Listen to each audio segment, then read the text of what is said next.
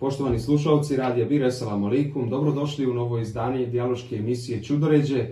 Danas je ponovo na redu kazivanje o Isa alejhi selamu, četvrti dio kazivanja, a sve to u društvu sa profesorom doktorom Nezirom Halilovićem. Uvaženi profesor, Esselamu alaikum i dobro nam došli. Alaikum salam wa rahmatullahi wa barakatuh, bolje vas našao i selam svim našim dragim i cijenjenim slušateljima i slušateljkama koji, kako sami kažu, nestrpljivo očekuju ove naše emisije, pa eto, hvala Allah, pa smo dočekali i mi da kazujemo i onda slušaju.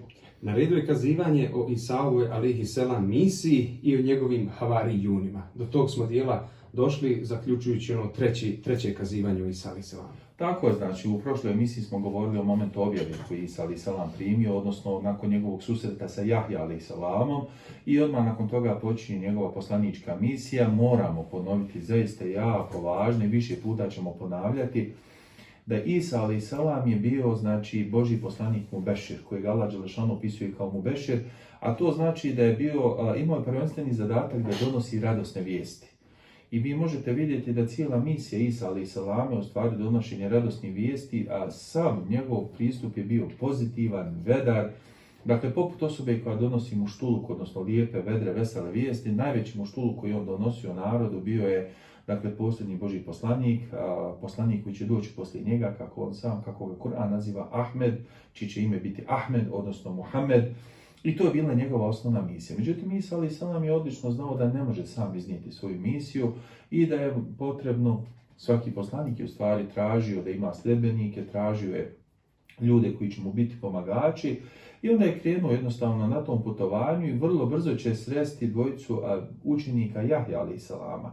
Dakle, dvojice ljudi koji su bili sa Jahja alejhi selamom, koji se bavili ribarstvom, pridružuju se Isa alejhi selamu i oni zaista postaju, znači, sada njegovi sljedbenici. Nakon što se susreli sa njim, nakon što su vidjeli, i iz puta do puta, od putovanja do putovanja, Isa alejhi selam će sakupiti 12 učenika. Kršćanstvo ih poznaje kao 12 apostola, a naša islamska tradicija, odnosno časni Kur'an, ih naziva havarijunima. Ova riječ havarijuni nam je nevjerovatno zanimljiva, zato što je osnova riječi hivar, odnosno razgovor. Dakle, odmah se otkriva da je u stvari glavna metoda Isa alejhi selama bila metoda razgovora. U stvari, razgovor je jedna od najprećih metoda u našim životima. I u razgovoru imate samo jednu ključnu stvar. Šta tu imate da ponudite? Šta tu imate da kažete? I s druge strane, ovi koji slušaju, kako oni to percipiraju i koji nivo značajnosti daju svemu tome. Dakle, i dan danas, evo i naši slušalci, dok nas slušaju u ovoj emisiji, vjerovatno će porazgovarati poslije emisije o ovom ili onom detalju, kao što smo već imali priliku više puta čuti i vidjeti. Dakle, da je to prisutno, da to radi. Ovdje Isa alejhi selam, dakle, imao 12 sagovornika, doslovno, 12 učenika koji su prihvatili da budu njegova podrška, da budu njegovi sljedbenici, i oni su ujedno postali njegovi vrijedni pratioci. Nećemo im navoditi imena zato što u različitim evanđeljima, inđilima, znači i u različitim izvorima imate različite nazive. Dakle, razlikuju se u nazivima, da li su im hebrejska imena ili su arapska imena, dakle Jusuf ili Josip ili tako dalje. Znači, postoji ta neka razlika, pa da ne bi zbunjivali ljude, ali svi mogu upamtiti da ih je bilo 12. I upravo ovih 12 ljudi će biti svjedoci druge vrlo značajne stvari koja je njima pomogla da postanu vjernici, a to su muđize Isa alejhi selama. I upravo ovih 12 ljudi će biti svjedoci i slušat će šta je Isa alejhi selam govorio na kojem mjestu. I upravo ovaj moment što je ovih 12 ljudi to slušalo, kasnije će u najvećoj mjeri doprinijeti mnoštvu evanđelja i inđila, znači mnoštvu verzija, zato što jedan upamtio jednu verziju, drugi upamtio drugu verziju, treću, a nisu zapisivali Isaove alejhi selam riječi iz tih hivara, iz tih razgovora. I upravo zato imate pojavu da čak ovim kanonskim takozvanim evanđeljima imate neke događaje života Isa alejhi selama koji tretira jedno evanđelje, a recimo druga ih ne tretiraju. Ili 3 tretiraju, jedno ne tretira. Dakle, nemate konsenzus, nemate kompromis. I s te strane će kasnija islamska ulema konstatirati da je recimo kod muslimana, odnosno u slučaju Muhameda alejhi selama kod Arapa, fenomenalna stvar u hadijskoj nauci bila upravo sened, odnosno postojanje lanca prenosilaca, da se utvrdi ko je od koga prenio koju informaciju, i zahvaljujući senedu muslimani su napravili diferencijaciju između onih vjerodostojnih predaja koje je Muhammed alejhi selam rekao, pa čak do onih apokrifnih, dakle izmišljenih, odnosno potvorenih rečenica koje neko od autora stavlja u usta Muhammedu alejhi salatu veselamu. Nažalost, u slučaju Isa alaih salama nema seneda, imate 12 slušalaca, imate 12 ljudi koji slušaju njegove riječi, imate 12 ljudi koji prepričavaju njegove riječi u kasnim periodima i koji ljudi prepričavaju, puno kasnije se zapisuju, ali nemaju lanca prenosilaca i tu se pomiješalo, dakle, i apokrifno i vjerodostojno i to je osnovni razlog zašto muslimani imaju poštovanje prema svim verzijama Inđila.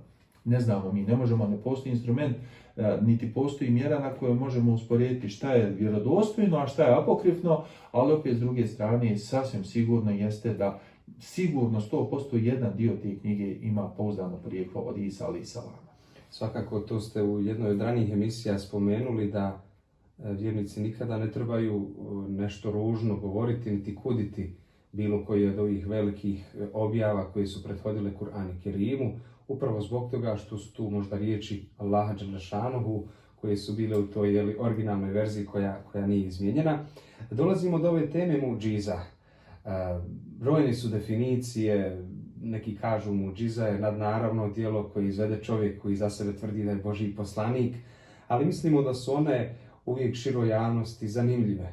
Da li to ljudi vole čuda, da li se dive njima, sve u stvari mogu to pronaći kod Isa alaih salama, čije su muđize itekako zanimljive.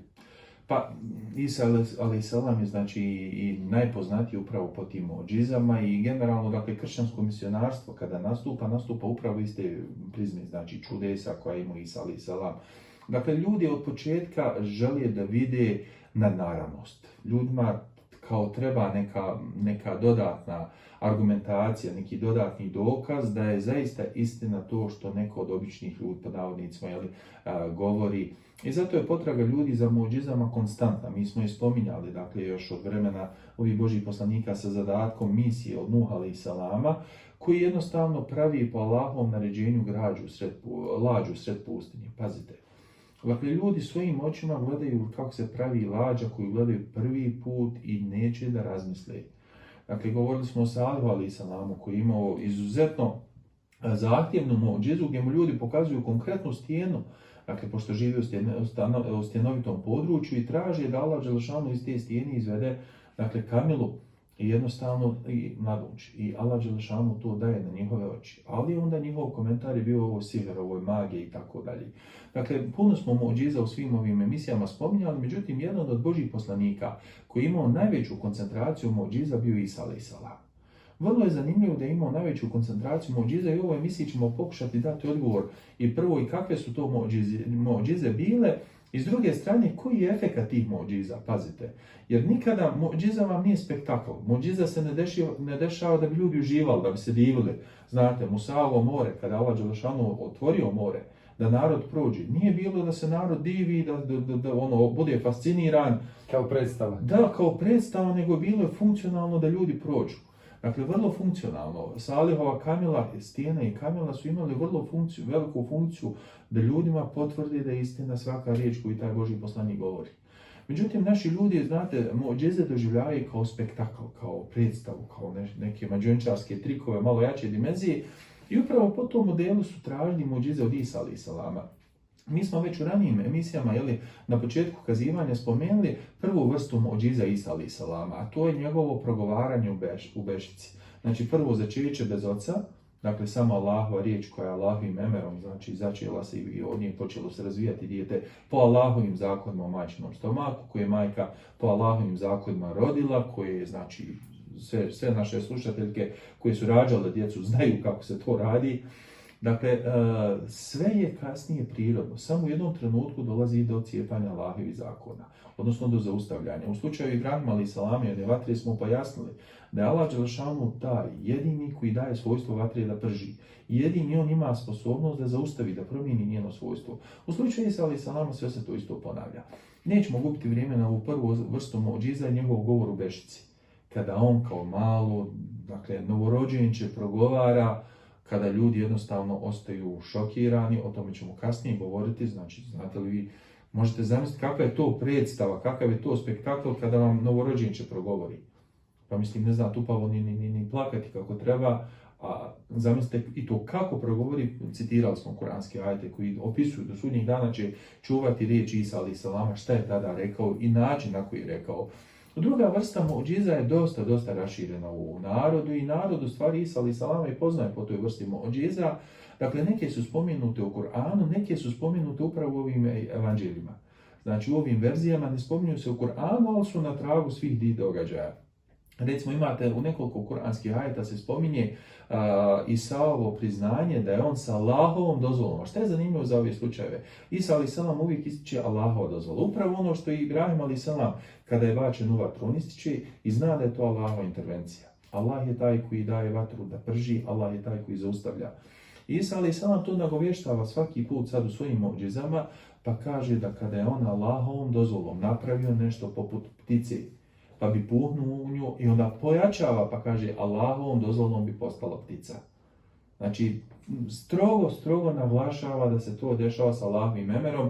Zašto? Zato što je on poslanik vedrica, zato što on mu bešir, zato što on ima zadatak da ljudima donese radosnu vijest o vjeri, o Allahovoj milosti. Pazite, znate što vam je svaki poslanik? Pa kako Allah dželešanu opisuje Muhameda alejhi salatu vesselama? Rahmetan lil alemin. Svaki Allahov poslanik je rahmet, milost narodu koji Allah dželešanu šalje. Kako će ljudi reagovati na tu milost, znaju naši slušalci. Svaka majka voli svoje dijete. Međutim, imate djece koji baš ne interesuju majčina ljubav, niti očeva ljubav, ni jednostavno živi u svom svijetu, okrene lijeđa, bez obzira što je ona konstantna. Dakle, ljubav je najbolji primjer milosti. Imate dosta tih pojava koji tako funkcionišu. Kako će ljudi reagovati na sve te stvari, to je sada do ljudi. Ali Isa alejhi selam sa svoje strane, znači, stavlja vrlo jasno, vrlo preciznu ogradu o čemu se radi. Dalje, dešavalo se slučajevi da Isa alejhi selam idući sa svojim havarijunima naiđe na ljude koji su slijepi. Pazite, ljudi su slijepi od rođenja, maltene rođeni kao slijepi, traži pomoć od Isa alejhi selama u evanđelju po Barnabi, njegovom najznačajnijem i najpoznatijem i maltene najvećem učeniku, najvećem havarijunu, znači bez obzira što recimo u ovim drugim religijama u kršćanstvu ne daje mu se toliki značaj. Ali on je ipak znači jedan od najvećih njihovih, u stvari najvećih apostola, odnosno havarijuna, čak po priznanju drugih, jedan od prvih koji se počeo baviti misionarstvom uz Isa alejhi selama. Imate precizne opise ovamo gdje on precizno opisuje pojavu i dešavanja koja se desila, hiva razgovor upravo kad Isa alejhi selam dolazio, pa kada dolazi čovjek traži od Isa alejhi selama da ga izliječi, da mu pomogne. A onda mu Isa alejhi selam govori, kaže Allah liječi. Ja učim dovu, ja činim dovu Allahu dželešanu da ti da milost da progledaš i onda se upravo dešava da Allahovim emerom čovjek progledava. I Isa alejhi selam ističe upravo to. Dakle, imate slučaj da dolazi gubavac koji vi svi znate kako je to, znači makar iz filmova koliko je to opasno, to su ljudi, dakle gubavost je, guba je zarazna bolest, ljudi bježe od tih ljudi, izbjegavaju ih. Mi danas imamo sličnu pojavu, ne bježe ljudi jedni od drugih, znači zbog takve bolesti, ali bježe zbog neke fizičke karakteristike, zato što je neko gojazan, možda Dakle, to se u modernoj pedagogiji naziva socijalna isključivost. Kada djeca u razredu odbace drugo dijete, znači to su strašne traume. Sad zamislite čovjeka koji ne samo da ima tešku fizičku bolest, nego ima i kompletno društveno odbacivanje u potpunosti. I prirodno je da taj čovjek dolazi, kada čuje za Allahovog poslanika, prirodno je da on traži od njega upravo znači da mu Allah dželešanu pomogne, odnosno da ga izliječi od toga. Isa alejhi selam čini dovu, moli Allaha dželešanu i Allah dželešanu daje da taj čovjek znači se izliječi od gubavosti, a njegovi havarijuni svojim očima svjedoče šta se dešava, dakle prosto nevjerovatno. Dalje, imate pojavu da mu dolazi gluhi i traži pomoć. Nikad nisu ljudi čuli. Isa alejhi selam sa Allahovim emerom znači liječi gluhe. Imate jedan od najvećih slučajeva, znači koji je ljude u stvari prebacio u tu dimenziju da daju preveliku značajnost Isa alejhi selamu, kada ljudi umiru. Dakle, ljudi koji uvijek nam bude žao, pogotovo kada neko mladi, uvijek su to dragi insani. Ako nisu nama lično, nekome u porodici sigurno jesu. Kada presele, naravno da su oni u tuzi. I šta se dešava? Dolazi, moli Isa alejhi selama, on strogo naglašava da se to dešava Allahovim emerom i Allahovim emerom on uči dovu i Allah daje da čovjek koji je umro jednostavno ustane i bude oživljen i normalno komunicira sa ljudima kao da se ništa nije desilo i naravno da su ljudi u šoku. Zašto je ovo važno i zašto je važno da naši slušalci dobro razmisle o ovim muđizama? Zašto i mi spominjemo u ovoj emisiji? Pazite, Isa alejhi selam može otvoriti Allahovim emerom može otvoriti oči djetetu, čovjeku koji je rođen kao slijep i može učiniti da njegove fizičke oči progledaju. Ali Isa a.s. ne može učiniti da čovjek postane vjernik. Njegove duhovne oči će ostati slijepe dok on sam to ne poželi. Isa a.s. može pomoći i nijemom Allahovim emerom, da taj nijemi čak jednostavno progovori, ali ne može jezik vjere staviti ni na čija usta.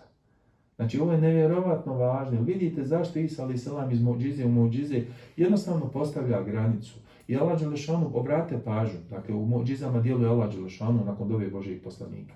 Božji poslanik je tu poput tranzitora, on sam prenosi, znači, Allahova emr, ništa drugo. Ali Isa, znači, može čak i slijepog, znači, učiniti da ozdravi, može i bolesnog, znači, koji ima fizičku bolest na sebi, da ga ljudi gledaju, može i mrtvog oživjeti, ali ne može mrtvo srce oživjeti, pazite. Dakle, svi oni koji daju svojstva božanstva Isa a.s. dakle, pravi fatalnu grešku u svemu tome. Čak ni Isa a.s.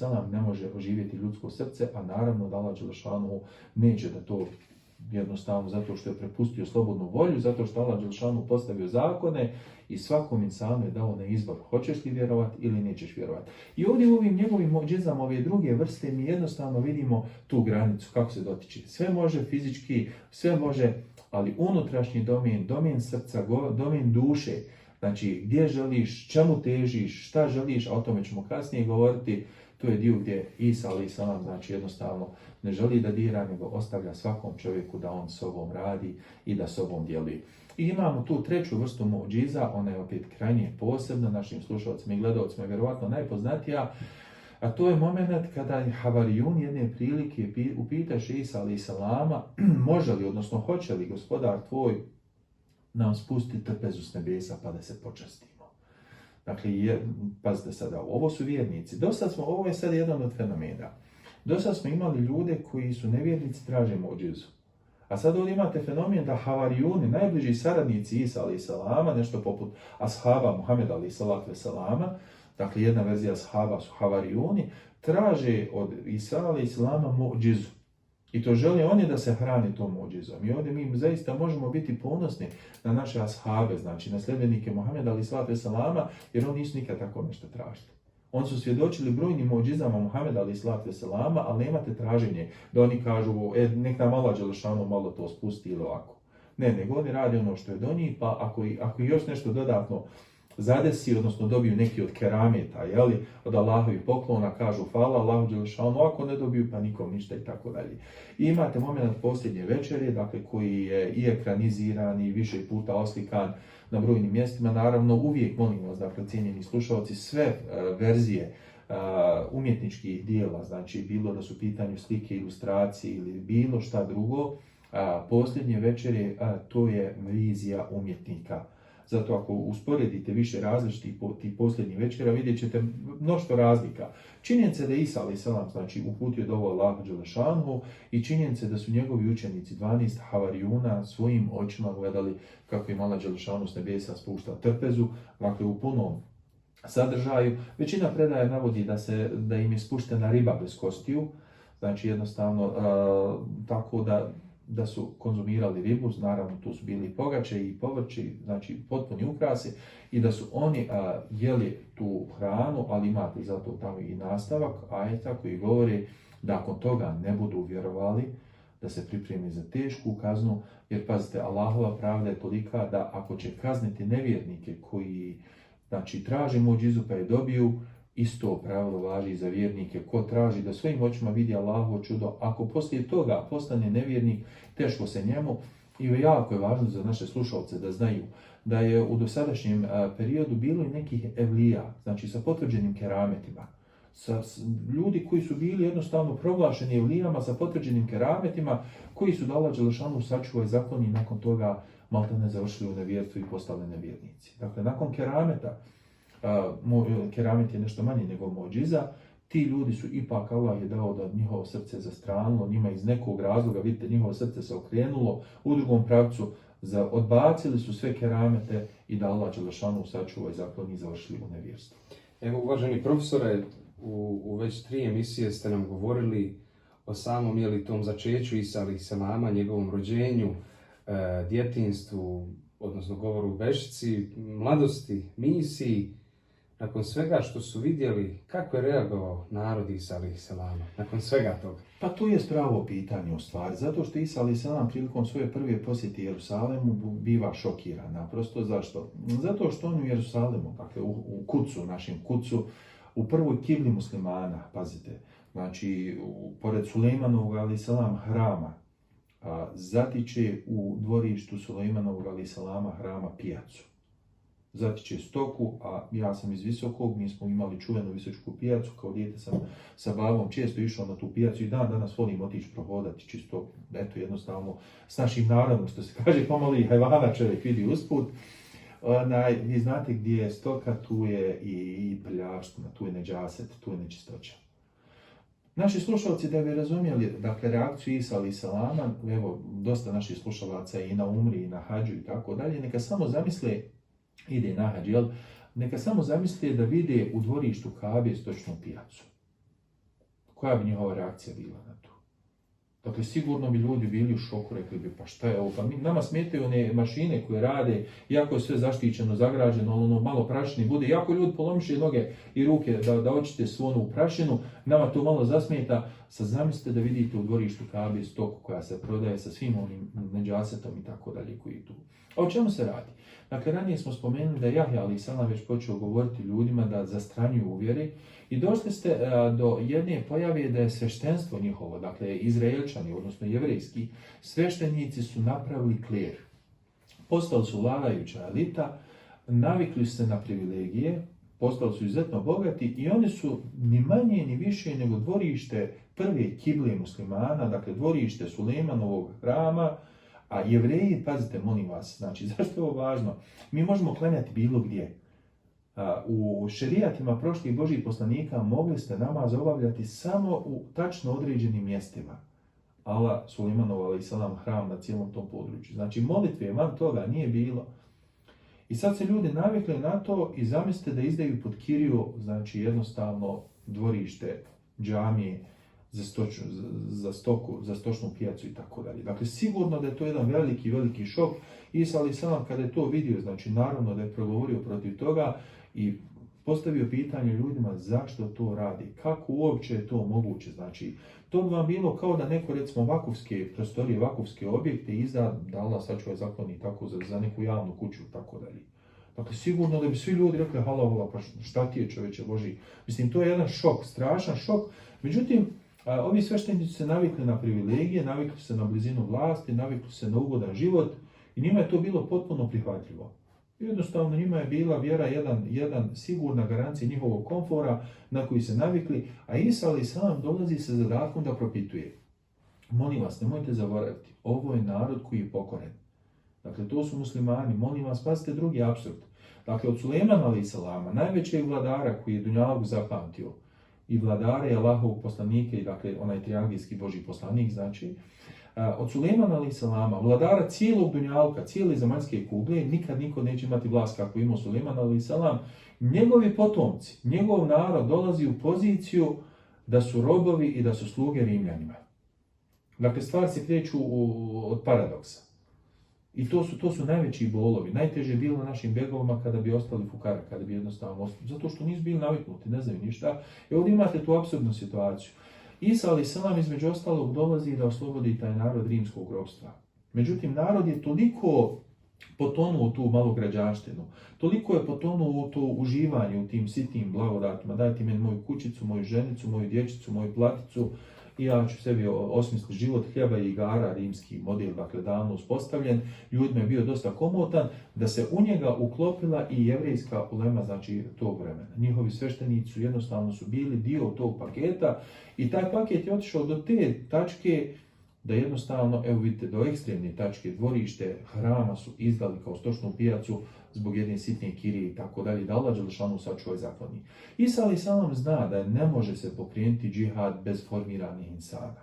Znači, vi morate prvo odgojiti ljude. Isa alejhi selam je uspio odgojiti 12 havarijuna, svojih učenika, pokušava prenijeti to znanje na ostale ljude. Međutim, evo vidite, lako je izliječiti oči, ali teško je srce izliječiti. Lako je, evo, čak i mrtvog oživjeti. I to je lakše nego umrtvljeno srce razbuti, protresti i tako dalje. I sve ove muđize o kojima smo govorili i brojne druge koji su date Isa alaih salamu imali su zadatak da ljudima pokažu da Isa alaih salam govori istinu, da narod otvori duhovne oči, da jednostavno shvate i da krenu za Božjim poslanikom koji su tu. Ponavljam i naglašavam, Isa alaih salam je jevrejski poslanik iz Benu Israila. Hebrejska tradicija je njegova tradicija. Svi praznici, Pesah i tako dalje su Isaovi alaih salam praznici. On ih je obilježavao. Govorio je hebrejski, odnosno aramejski, staru verziju tog jezika. Međutim, kada su sveštenici vidjeli muđize Isa alaih salama, onda su ponovili onaj komentar koji je sačuvan u Kur'anu, koji su rekli Merijemi kada je on progovorio kao dječak i taj će ga komentar pratiti.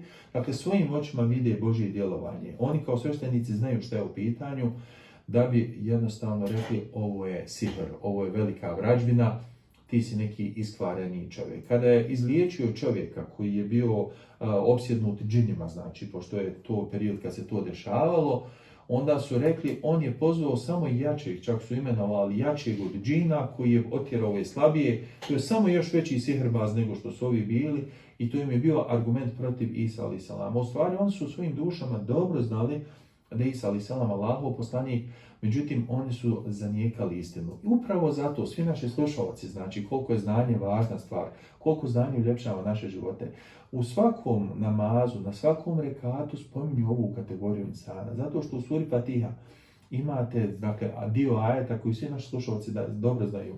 Gajril magdubi alejhim. Znači, svi učimo to stalno, na svakom rekatu, ne samo namazu, nema namaza bez ovog. A ko su gajril magdubi alejhim? Ko su ti magdubi? Dakle, to vam je kategorija ljudi koji svojim očima vide istinu pa je zaniječu. Znači, ona šičara, on 100% zna da je to istina, međutim, prokomentariše je na neki drugi način i tako dalje. Naš pejgamber Muhammed alaih salatu vesselam ponos svijeta će se suočiti s ovim detaljem. Dakle, i to upravo od istog naroda, od Benu Israila, od Izraelčana koji su živjeli u Medini, kako se navodi u kuranskom opisu, poznaju ga kao što roditelji poznaju svoju djecu. Dakle, nema zabune, nema teoretske šanse da promaši. Ne može roditelj pogriješiti svoje dijete.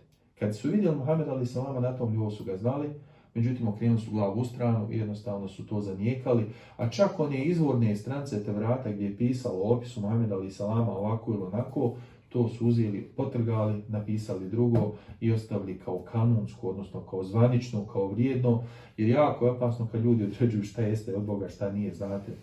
Dakle, u toj dimenziji. To vam je prva vrsta ljudi, oni koji znaju istinu, ali su okrenuli glavu od te istine i Isa alaih salama proglasili vračarem, proglasili ga sihrbazom, proglasili ga zabludelim, proglasili ga ovako ili onako, sve da bi sačuvali svoj dotadašnji komfor, onoliko godina života koliko im je Allah dželešanu dozvolio. I znate šta je važno? Važno je da znate da ova kategorija postoji do dan danas. Dakle, nećete naći Jevreja koji će vam o Isa alaih salam išta pozitivno kazati. Bez obzira što je iz njihovog naroda, što potiče od Izraelčana, ništa pozitivno o njemu neće kazati. Reći će sve najgore i o Isa alaih salamu, pa će dalje nastaviti put, pa će i o našem pejgamberu Muhammedu alaih salatu salamu nastaviti sve najgore govoriti. Dakle, to vam je prva reakcija, oni koji su smatrali to vražbinom. Druga reakcija su reakcije ljudi koji su fokusirani na samo jedan detalj. To je nastavak stvari Fatihe. Gajril magdubi alejhim wala dalin. Dalin. Ko su dalin? To su oni zabludjeli, zalutali. Naime, kada čovjek svojim očima vidi da neko uzme glinu, pa od gline napravi oblik ptice, pa puhne u nju, pa je baci i kaže leti sa Allahovom voljom, dakle on sebi pomisli da taj čovjek ima neka božanska svojstva. Dakle, to su ljudi koji iz emocija, koji su fascinirani, koji su jednostavno oduševljeni. I pazite sada ovo, to oduševljenje viđenim ih vodi do te mjere da oni izgube svaku granicu sa realnim vremenom. Kako je samo veliki učenjak Arije, znači jedan od kasnijih potomaka sljedbenika Isa alaih salama, rekao i kako je vraćao, pozivao te ljude u normalno razmišljanje. Pa kada im je govorio, bilo je vrijeme kad ga nije bilo, kakav Bog, ljudi moji, Isa alaih salam ne može biti Bog. Kako može biti vrijeme bez Boga? To ne postoji. Dakle, Isa alaih salam je jedan od Božjih poslanika, jer niko od Božjih poslanika prijedodni ne spominje Isa alaih salama, za razliku od Muhameda alaih salama, znači koji je najavljivan i tako dalje. Znači, to su dalin, to su oni ljudi koji zbog ljubavi, zbog emocija, zbog fascinacije, onim što vide, onim trenutnim, onim što ih jednostavno očara, zaslijepi, oni su fascinirani time i oni jednostavno do kraja života bivaju zaglavljeni u tu dimenziju i to su vam zalutali. To je čovjek koji zaluta. Ja sam kao dječak, hvala Bogu, zalutao i znam dobro kako ide funkcija lutanja i zato svakog pitam, jesi ikad zalutao u životu? Jako je dobro imati iskustvo lutanja. Znate zašto? Zato što kad se izgubite i kad zalutate, vi i dalje gazite pravo, duboko uvjereni da ste na pravom putu i u nadi da će sada iza ove sljedeće krivine doći ono što vi poznajete, ali vi gazite naprijed, nema da se vratite nazad. Dakle, izgubljeni, zalutali jednostavno, vodi vas neka nevidljiva ruka sve dublje i dublje u zabludu. Zato upravo imate jednu zaista fascinantnu pojavu da imate sve prikaze Isa alejhi selama danas, znači u cijelom svijetu ga prikazuju kao bijelca, plavokosu, kao da je neki viking. A Isa alejhi selam je bio tamnoput, dakle pripadao je Arapima, odnosno Jevrejima, imao jevrejske konture tijela, znači svaki narod ima neke svoje konture. Jednostavno nije bilo ni blizu ovoga što se i kako se predstavlja. Merijema, njegova majka, obrate pažnju na načine kako se samo predstavlja. Dakle, žena koja pripada potpuno drugom kulturološkom i genetskom, znači narodu se predstavlja potpuno drugačije. Međutim, šta je poenta svih ovih predstavljanja medijskih? Poenta je vizualizacija, poenta je fascinacija i poenta je da imate osobe koje jednostavno zavole te dimenzije i onda na kraju krajeva ostaju čitavog života u ovoj kategoriji izgubljeni, zalutali, bez obzira na njihovu silnu ljubav, pazite. I na kraju krajeva da naši slušalci mogu bolje razumjeti cijelu ovu priču. Da, zaista ljubav može čovjeka odvesti u zabludu. Koliko je samo mladića koji se zaljube u djevojku, znači pa se fasciniraju tom djevojkom do te mjere da potpuno zaboravi na svoju majku. Dakle, potpuno zaboravi, ja ne kažem da treba izjednačavati, daleko od toga. Dakle, svako ima svoje pravo, svoje posebne potrebe. Međutim, ta isključivost zna odvesti čovjeka do prekida rodbinskih veza, do strašnih pojava. Dakle, uzrok je plemenit, pojava ljubavi. Međutim, kad se mjera izgubi, onda se ovo ostalo pokvari i upravo se to desilo u drugoj grupaciji ovih ljudi koji su posmatrali Isa alejhi selama, da su potonuli u tu dimenziju, fascinirani tim njegovim muđizama, njegovim djelovanjem, dali su mu svojstvo božanstva koje on nikada za sebe nije rekao, niti bi utvrdio, jer to je jedan od Božjih poslanika. I na kraju krajeva, znači možete koliko hoćete tih apokrifnih stvari su vezali za njega koje nemaju nikakve veze sa njim. I imamo treću vrstu, treću grupaciju, ona je najmalobrojnija, to su vam havarijuni, znači oni koji razmišljaju svojim govorom, svojim mozgom, oni koji slijede Isa alejhi selama, koji ga prate, koji dobro znaju njegovo mjesto, misiju, ulogu, koji znaju cijelu priču, ne samo jednu muđizu, i oni koji znaju priču prije Isa alejhi selama i poslije Isa alejhi selama, oni koji dobro znaju odvagati primjer Adema alejhi selama, znači i Isa alejhi selama od kojeg potiče Adem, kao i najavu Muhameda alejhi selama, koji znaju priču o Deđalu i znaju da će Isa alejhi selam ponovo doći na zemlju, a to ćemo u idućoj emisiji ako Bog da govoriti. Znači oni koji su vjernici, koji vole Isa alejhi selama, ništa manje nego ove prirodne vrste, ali koji su jednostavno potvrđuju njegovo poslanstvo, naglašavamo poslanstvo, koji ga vole, koji ga slijede i slijedili su sve dok nije došao bolji od njega, preći od njega, znači pečat poslanstva, ponos svijeta, a to je Muhammed alejhi selam. Poštovani slušalci, vi pratite emisiju Čudoređe, govorimo o Isa alejhi selamu, sve u društvu našeg cijenjenog gosta, koji je sa nama već drugu sezonu za redom, profesor dr. Nezir Halilović. Kazali smo, ovo je sami konac ovih kazivanja o Božjim poslanicima. Isa alejhi selam, uvaženi profesore, spada u red onih poslanika o kojima nam ne manjka predaja, izvora, zaista mnogo govora o njemu, kako u prošlosti, tako i danas, i vjerojatno će se to i nastaviti. Međutim, nekada je jednostavno teško razlučiti šta od toga prihvatiti, a šta odbaciti. Pa evo, imamo li neke podatke, predaje, kako je to djelovao Isa alejhi selam? Imamo neke zanimljive primjere iz njegovog života? Čini mi se da smo ranije navodili jedan vrlo zanimljiv događaj kad Isa alejhi selam išao sa svojim učenicima, pa su naišli pored lešine psa ili neke životinje, pa su učenici prirodno, znači prirodnom reakcijom osjetili smrad, vidjeli crve i tako dalje, počeli kritikovati, a Isa alejhi selam je rekao, a pogledajte kako ima lijepe bijele zube. Dakle, ovaj događaj će kasnije potvrditi Muhammed alejhi selam, dakle sa svojim ashabima, kada je naišao pored uginule ovce, naš pejgamber Muhammed alejhi selam ponavlja, znači ovaj događaj na taj način potvrđuje u stvari misiju i riječ i kontinuitet Isa alejhi selama. Jedne druge prilike, pošto smo mi gramzivi, svi bi mi da imamo što više zemlje, što više stanova i tako dalje, učenici traže od Isa alaih salama, onaj da oživi mrtve i tako. Isa alaih salam uči dovu i onda Allah dželešanu dao da je na jednoj njivi, znači, oživio imena svih, odnosno oživio sve likove koji su živjeli i koji su svojatali tu njivu. Ovo je poziv za razmišljanje, da bilo u ovoj trećoj kategoriji. Svako od nas ko uživa na nekoj zemlji, samo da se zapita koliko je ta ista zemlja imala vlasnika prije nas i koliko će ih imati poslije nas. I sad zamislite Isa alaih salam Allahovim emerom, djelovanjem, znači čini da tu svi ustanu, da svi ožive, da svi budu tu prisutni i svako od njih biće ovo je moje, ovo je moje, ovo je moje. Dakle, haj presudite čije je to. Znači, to je poenta insana, da smo mi zaista samo jedna zrna prašine na ovom svijetu. Da li će biti vjernik, znači, ili će se okrenuti od Allaha dželešanu, to je zaista do svakog od nas. Ima jedna vrlo znakovita priča, znači jedna od hikaja koja se navodi, a govori se o jednom čovjeku koji je došao i tražio da se druži sa Isom alaih salamom. Imamo mi dosta ljudi koji, znate, vole sad da slušaju predavanje, hoće blizinu uleme i tako dalje, pošto učenjaci su nasljednici Božjih poslanika, znači barem u tom jednom djeliću, u toj jednoj mrvici. A vi dobro znate da kad baba umre, znači nikad bogatstvo ne ide samo jednom. Nego se to razlomi, to se udrobi. Tako da cijenjeni naši slušalci, učenjaci jesu nasljednici Allahovih poslanika, ali nemojte nikad izgubiti iz vida da je svako od učenjaka ujagmio samo parče nasljedstva. Nemate alima koji ujagmio sve i kogod vam tumači da on zna sve o Muhammedu alaih salatu vesselam, bježite od njega. Bježite od njega, nešto nije u redu sa njim, znači ili je gramziv, hoće da otmije od ostalih, ili jednostavno ne uvažava svoju braću i sestre i tako dalje svojata. I čovjek hoće da se druži sa Isa alaih salamom, Isa alaih salam ga naravno prihvata u društvu i ponijeli su na put 3 pogače i kad su krenuli na put, onda su jednostavno se dogovorili da svako od njih pojede, pojeli su 2, Isa alaih salam jednu, ovaj čovjek je drugu, međutim Isa alaih salam se mora udaljiti, da li zbog fiziološke potrebe, jako je važno ovo isticati, jer Isa alaih salam imao fiziološke potrebe kao i svi ostali insani, ili nekim drugim povodom i vraća se Isa alaih salam, ovaj čovjek je pojeo i 3. pogaču, a bio je dogovor da je po polove i da je zajedno pojedu. Pita ga Isa alaih salam, pa gdje je 3. pogača, ko je pojeo 3. pogaču, čovjek je slagao, rekao ne znam.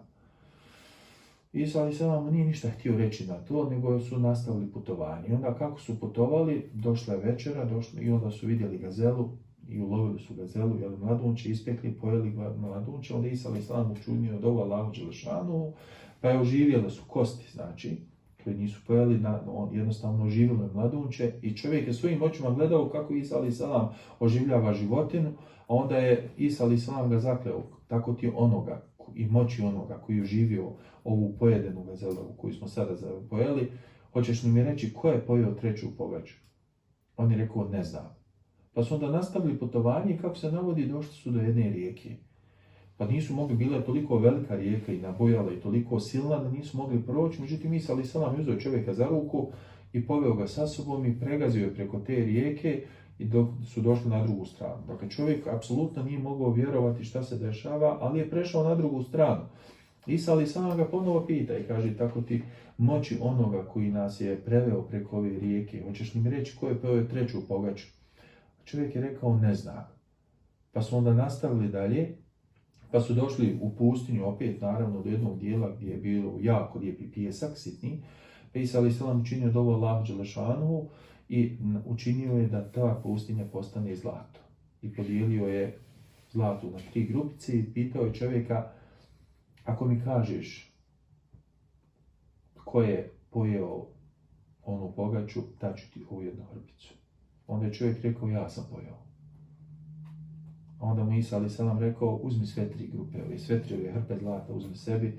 I onda ga ostavi Isa alaih salam i udaljio se od njega. Čovjek je naravno bio presretan za to što je, znači vidite, možete pročitati nas kako šutimo na muke, na patnje, na ovo, na ono, divimo se, ali kada je novac u pitanju, odjednom se ljudi mijenjaju. Znači najsigurnija mjera za svakog insana jeste zlato, odnosno novac, odnosno ta materijalna vrijednost. Međutim, dok se čovjek bavio sa te 3 vrećice zlata koje je pakovao odvojeno, dolaze, znači prema njemu dolaze 2 razbojnika i koji dolaze i jednostavno žele da ga opljačkaju. Kažu, hajmo ga ubiti.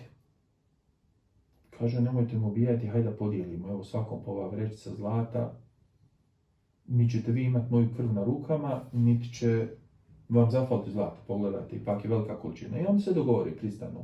I onda su nastavili putovanje zajedno, međutim u jednom trenutku su i oni ogladnili, pošto je išlo to putovanje, i šalju jednog od njih, hajde idi u grad, donesi nam malo hrane.